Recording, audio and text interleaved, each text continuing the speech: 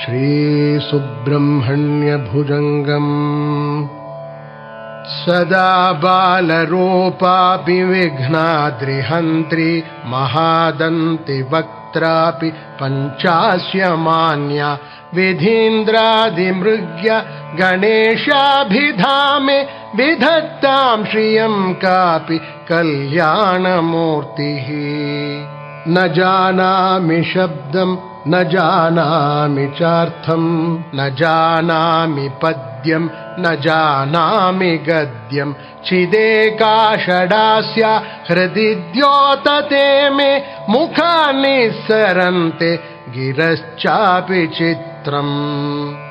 मयूराधिरूढं महावाक्यगूढं मनोहारिदेहं महच्चित्तगेहं महीदेवदेवं महावेदभावं महादेवबालं भजे लोकपालम्। यदा सन्निधानं गता मानवामे भवाम्भोधिपारं गतास्ते तदैव इति व्यञ्जयन् सिन्धुतीरे य आस्ते तमीडे पवित्रं पराशक्तिपुत्रम्। यथाब्धेस्तरङ्गा लयं यान्ति तुङ्गाः तथैवापदः सन्निधौ सेवतां मे इति वोर्मि पङ्क्तिर्नृणां दर्शयन्तं सदा भावये हृत्सरोजे गुहं तम्।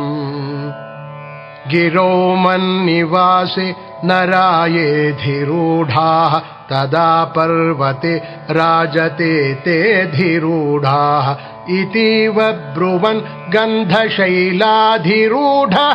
सदेवो मुदे मे सदा षण्मुखोऽस्तु।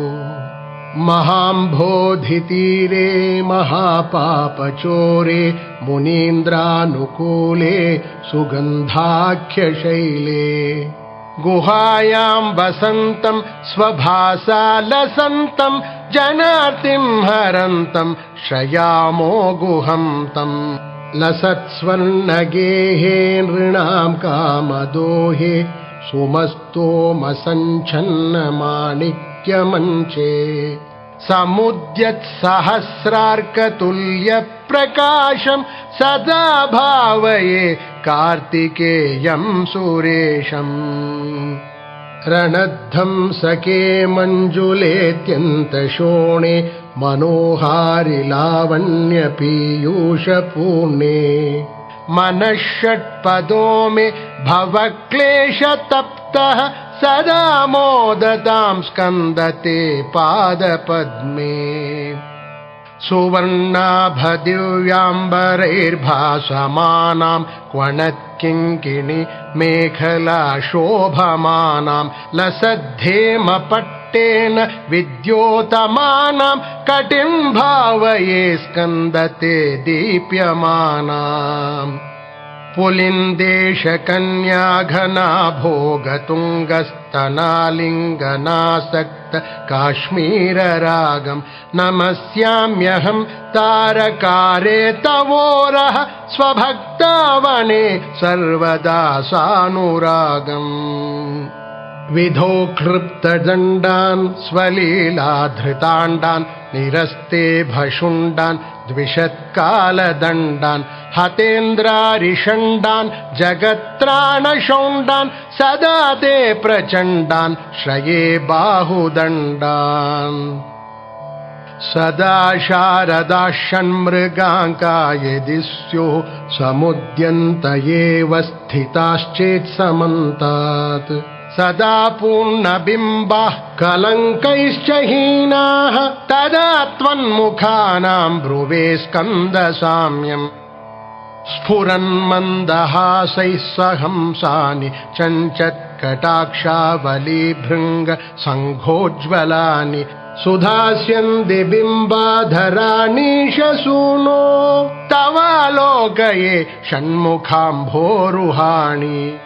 विशालेषु कर्णान्तदीर्घेष्वजस्रं दयास्यन्दिषु द्वादशस्वीक्षणेषु मयीषत्कटाक्षः सकृत्पातितश्चेत् भवेत्ते दयाशील का नामहानिः सुताङ्गोद्भवो मेऽसि जीवेति षड्धा जपन्मन्त्रमेषो मुदा जिघ्रते यान् जगद्भारभृद्भ्यो जगन्नाथ तेभ्यः किरीटोज्ज्वलेभ्यो नमो मस्तकेभ्यः स्फुरद्रत्नकेयूरहाराभिरामः चलत्कुण्डल श्रीलसद्गण्डभागः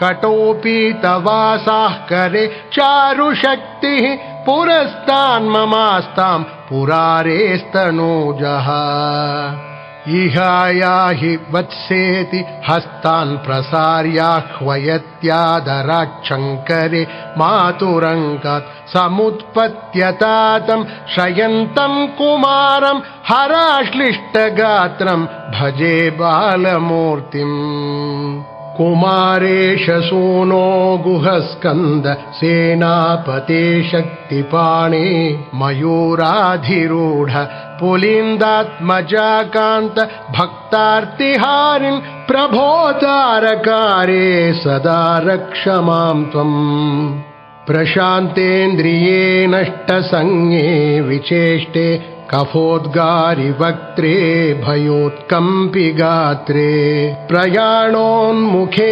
मय्यनाथे तदानीं द्रुतं मे दयालो भवाग्रे गुहत्वम् कृतान्तस्य दूतेषु चण्डेषु कोपात् दहच्छिन्धिभिन्धीति मां तर्जयत्सु मयूरं समारुह्य माभैरिति त्वं पुरःशक्तिपाणिर्ममायाहि शीघ्रम् प्रणम्या सकृत्पादयोस्ते पतित्वा प्रसाद्य प्रभो प्रार्थयेनेकवारम् न वक्तुं क्षमोऽहं तदानीं कृपाब्धेन कार्यान्तकाले मनागप्युपेक्षा सहस्राण्डभोक्ता त्वया शूरनाम हतस्तारकः सिंहवक्त्रश्च दैत्यः ममान्तर्हृदिस्थं मनक्लेशमेकं न हंसि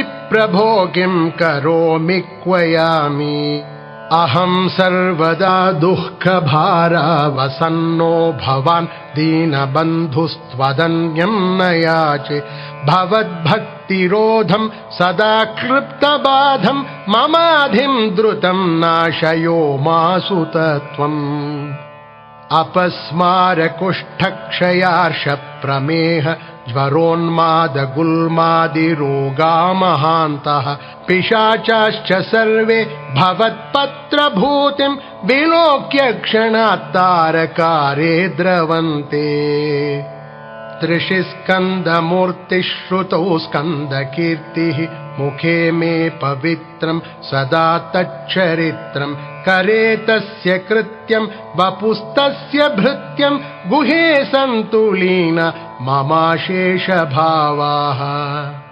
मुनीनामुताहो नृणां भक्तिभाजाम् अभीष्टप्रदाः सन्ति सर्वत्र देवाः नृणामन्त्यजानामपि स्वार्थजाने गुहाद्देवमन्यं न जाने न जाने कलत्रं सुता बन्धुवर्गः पशुर्वा नरो वाथ नारी गृहे ये मदीयाः यजन्तो नमन्तस्तुवन्तो भवन्तं स्मरन्तश्च ते सन्तु सर्वे कुमार मृगाः पक्षिणो दंशकाये च दुष्टाः तथा व्याधयो बाधकाये मदङ्गे भवच्छक्तितीक्ष्णाग्रभिन्नाः सुदूरे विनश्यन्तु ते चूर्णितक्रौञ्चशैल जनित्री पिता च स्वपुत्रापराधं सहेते न किं देवसेनाधिनाथ अहं चातिबालो भवान् लोकतातः क्षमस्वापराधं समस्तं महेश नमः केकिने शक्तये चापि तुभ्यं नमश्चागतुभ्यं नमः कुक्कुटाय नमः सिन्धवे सिन्धुदेशाय तुभ्यं पुनस्कन्दमूर्ते नमस्ते नमोऽस्तु।